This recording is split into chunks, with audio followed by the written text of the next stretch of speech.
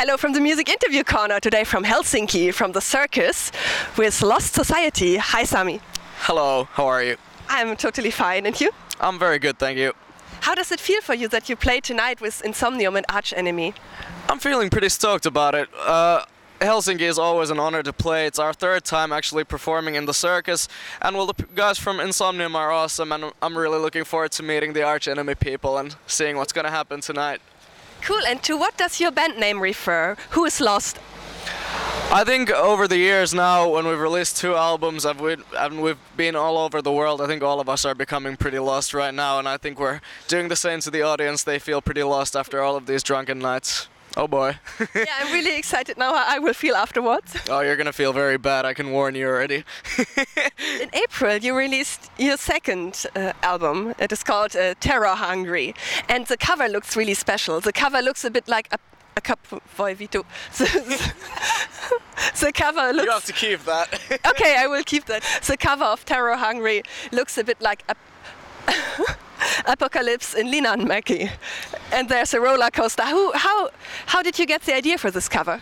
Well, you know, actually, the thing was like that we left it to a really low point like that. We were thinking about what will we put on the cover, that we had a lot of ideas, but then one night we just sat down with the whole band and we were thinking that what could it be, like what does the song Terror Hungry bring to mind? And well, one of the things that we just thought of was of course terror, that it has to have some scary figure or something.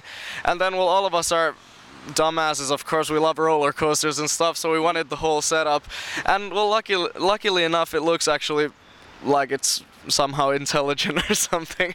I don't know. It looks very deep to me, I have to say. Yeah, people think that it's really deep, but it really has no story behind it.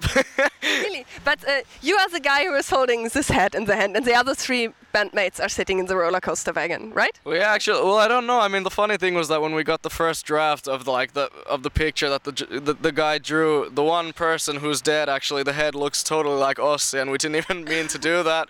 Then the guys in the fucking carts, one of them looks like Teemu Selänne, and then there's some other party animals there. But I think like the only thing that we really thought about was that the dude who has the machete, he's also holding the head of the guy who was in the first album, the Grim Reaper or whatever. So we wanted to basically end like one era of Lost Society and start a new one. So I guess that's like the deepness in the cover of it. And I have noticed that the roller coaster wagon has a number. It's 645. Why is this number? Well, some people might know, but like on Fast Loud Death, there's the bus or the tour bus thingy, and it has the license plate with 638, and that came from the price of our favorite wine, Magyar Feherbor. So we were thinking, well, we gotta get that to the second album. So, well, of course the prices have changed, so that's the new price of Magyar. So we'll see what happens next year. Cool, that's really a cool idea.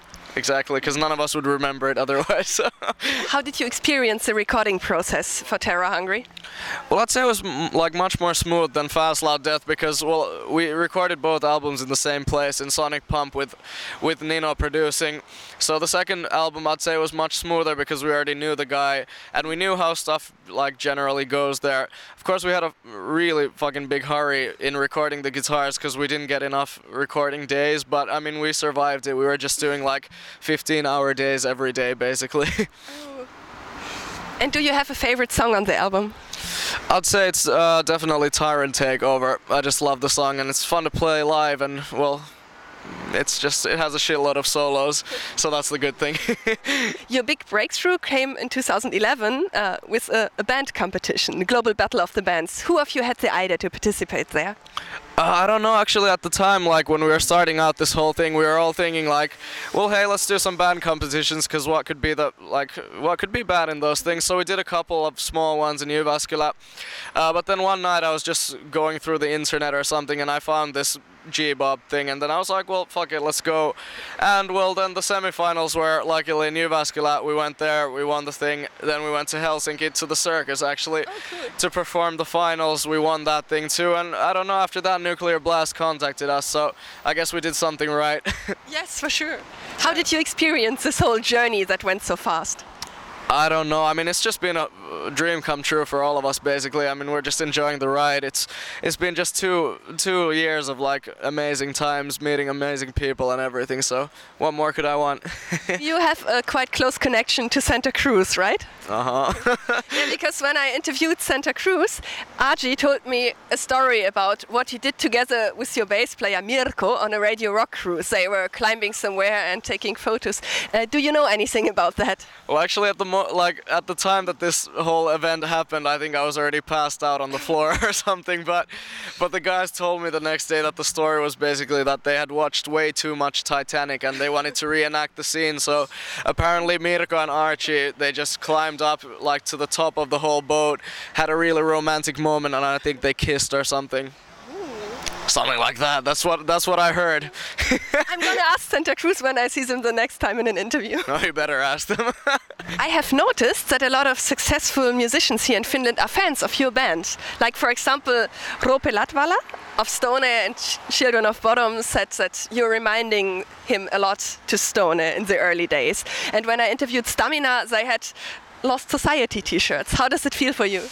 Well, I mean, it's really cool, like, especially like the whole Children of Bodom thing, because I mean, those guys have been like major idols for me, like for my whole life, and they were like some of the first albums I ever heard were their early stuff. So I mean, it was pretty cool. I mean, or really fucking cool when we found out like that the guys actually like us, and then touring with them was really nice here in Finland. And I mean, it was really nice meeting them also and finding out that they're just, you know, people like you and me, but I mean, the fact that they're so nice to us is really cool. And well, for the Stamina people, we've got to know them now.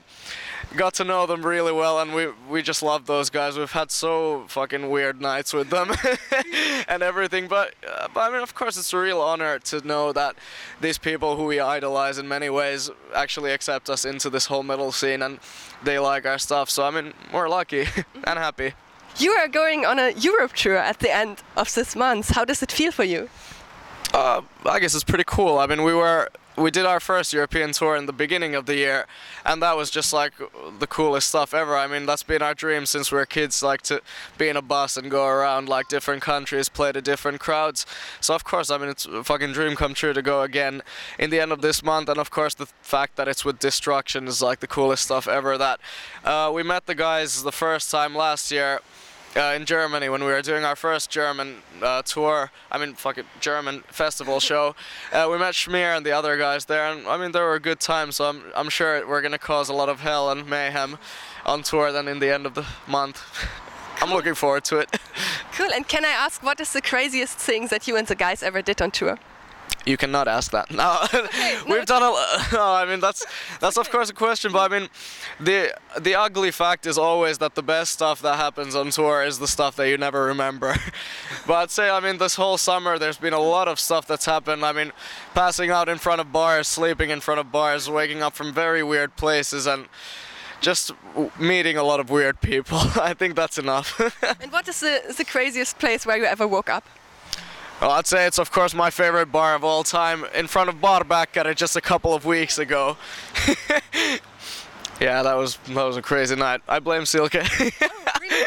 Yeah, greetings to Silke. So she took you there? No, actually the story went that we were going to record the new SANTA CRUZ music video, so they invited the guys. So me and Mirko came here, of course. We got really shit-faced in the music video recordings. Then we went to Bierkeller, of course, after that, and I was supposed to go to Archie's place for the night, but he had other stuff to do, so I fucking fell asleep in front of the bar. Really, if I find you there sometime, I will wake you up. Oh, you'll find me there tomorrow morning. Thank you very, very much for the cool interview. Oh, thank you. Yeah, and goodbye from the Music Interview Corner.